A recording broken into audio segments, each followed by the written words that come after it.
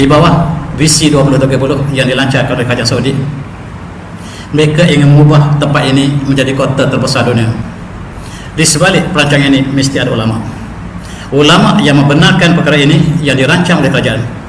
Dan antara ulama yang saya ingin perkenalkan, sebab dia sudah melampau, tuan-tuan. Ulama ini harus kita sebut namanya. Nama ulama ini ialah Dr. Muhammad Abdul Karim Isa namanya, Ketua Ulama Saudi. Dia telah keluar fatwa Saudi harus berbaik dengan Yahudi ketika Palestin sedang dibom sekarang oleh Yahudi, Gaza sedang dibom oleh Yahudi. Dia merancang supaya Saudi dengan Israel diadakan satu normalisasi. Yang kedua, wanita harus dibebaskan dan muzik boleh bercampur aduk. Fatwa dikeluarkan oleh ulama besar.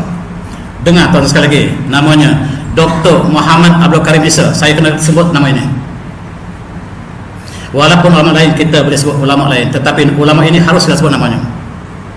Dan dia mengeluarkan fatwa setiap masjid kecuali Masjid Haram dan Nabawi tidak boleh azan keluar daripada masjid. Subhanallah. Yang kita dengar perkara ini berlaku negara bukan Islam. Sekarang akan dilaksanakan di Arab Saudi.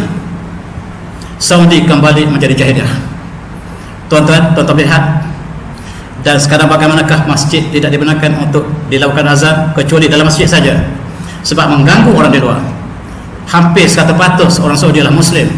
Mereka terganggu dengan bunyian azan ataupun baca Al-Quran sebelum solat fardu, dan itulah suasana yang berlaku di Saudi sekarang. Ini adalah ulama lain, jangan kita sebut namanya. Rupanya tu boleh lihat, apabila dia mengeluarkan fatwa bahawa pesta ini tidak ada salahnya dari segi Islam, sebab Islam menggalakkan hiburan, percampuran antara lelaki wanita adalah hiburan. Maka buat pertama kali pesta dibenarkan di atas fatwa dua orang ulama besar ini. Yang tadi kita sebut nama, yang ini kita tak boleh sebut nama, tapi tuan-tuan boleh tahu nama dia kemudian. Muzik ialah hiburan. Kita benarkan muzik untuk orang Islam di Saudi sekarang. Saudi harus membukakan ruang untuk menjadi maju pada tahun 2030. Kita juga harus benarkan Valentine yang diharamkan oleh fatwa daripada Azhar. Kita benarkan sebab kita ingin bina Saudi sebagai negara yang maju di dunia.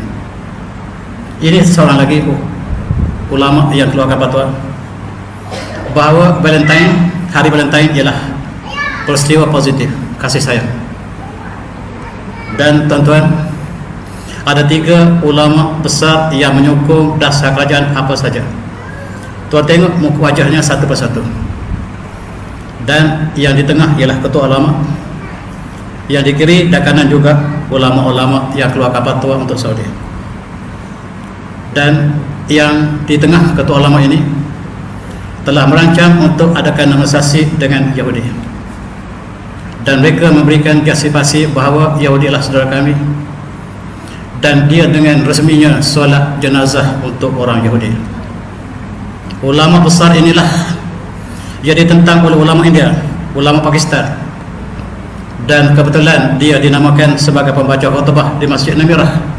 Pada hari wukuf yang hari agung umat Islam, dia diletakkan sebagai calon untuk membaca khutbah di hari Namirah. Sekali lagi dia ditentang oleh ulama, termasuk ulama Saudi. Dan secara resminya pada 9 Zulhijjah lepas, beliaulah yang membaca khutbah yang disiarkan seluruh dunia dan diterjemahkan ke dalam berbelas-belas bahasa dunia. Dan khutbahnya cukup indah, tetapi individunya, khatibnya dipertikaikan. Khutbahnya cantik yang kita dengar pada hari wukuf yang lepas, dan dia dipertikaikan khatibnya, sehingga ketua ulama lain di Mekah mengeluarkan fatwa haram untuk bersolat di belakangnya pada hari tersebut. Tetapi tuan-tuan di Indonesia setenang air di Tasik, sebab kita tak tahu bahasa Arab. Berita ini tersebar dalam bahasa Arab. Barangkali dalam bahasa lain tidak keluar berita ini. Dan orang Malaysia setenangnya, tetapi ulama dunia telah bergelisah, bergoncang sampai hari ini. Dan inilah yang saya ingin berkongsi, tuan-tuan.